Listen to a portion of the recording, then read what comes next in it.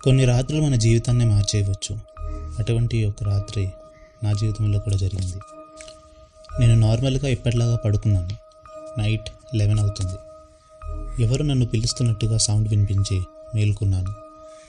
లేచి చూస్తే నా కబోర్డ్ నుంచి ఒక వెలుగు కనిపించింది.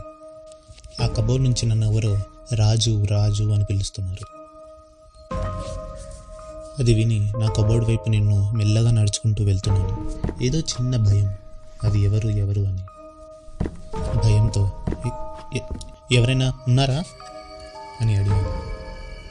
కానీ అక్కడి నుంచి ఏ శబ్దమూ లేదు. అయినా కూడా స్లోగా ఆ కబోర్డ్ వైపుగా వెళ్ళి నా కబోర్డ్ డోర్ ఓపెన్ చేశాను. కబోర్డ్ నుంచి వస్తున్న ఆ వెలుగు మాయమైపోయింది. ఆ కబోర్డ్ లోపల దుమ్ము పట్టిన ఒక పాత అద్దం మాత్రమే కనిపించింది. ఈ అద్దం ఇంతవరకు మా ఇంట్లో ఎప్పుడూ నేను చూడలేదు. ఇది చూడడానికి చాలా పాత అద్దంలా ఉంది. ఆ అద్దంలో నన్ను నేను చూసుకున్నాను. అంతా నార్మల్గానే ఉంది. కానీ ఆ ప్రతిబింబం తనకు తానుగా నవ్వడం మొదలుపెట్టింది. ఆ నవ్వు క్షణాల్లోనే భయంకరంగా మారింది. నేను ఆ ప్రతిబింబాన్ని చూస్తూ ఎవరు నువ్వు అని వణుకుతూ అడిగాను. ఆ ప్రతిబింబం నేను అడిగిన ప్రశ్నకు సమాధానంగా నిజమైన రాజును నేనే అని సమాధానం ఇచ్చింది. నువ్వు నిజమైన రాజువా?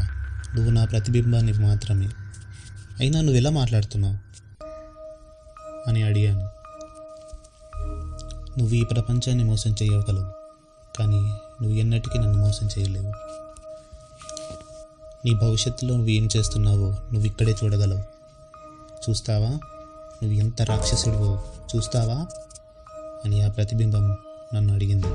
ఆ అద్దంలో నేను చూసింది ఎప్పటికీ మర్చిపోలేను. ఒక కారు యాక్సిడెంట్ అయి కనిపించింది. ఆ కారు ముక్కలు ముక్కలుగా ఉంది.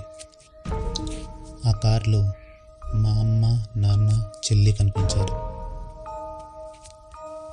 వాళ్ళు ముగ్గురు చనిపోయారు. వణుకుతున్న చేతులతో ఆ దృశ్యాన్ని నేను ఇంకా చూస్తూనే ఉన్నాను. ఆ కారు ముందు ఒక వ్యక్తి చేతులు కత్తితో రక్తంతో ఉన్నాడు. అది ఎవరో కాదు, అది నేనే. అది చూసి నేను, లేదు, వీళ్ళందరూ బ్రతికే ఉన్నారు, ఇది నిజం కాదు, ఇది నేను కాదు కాదు కాదు కాదు. ఒక్క క్షణంలో నేను నిద్ర లేచాను. ఉదయం పక్షులు కూస్తున్నాయి. నా రూమ్ అంతా నార్మల్గానే ఉంది. ఇంట్లో మా అమ్మ వంట చేస్తుంది. నా కబోర్డ్ని నేను చూశాను.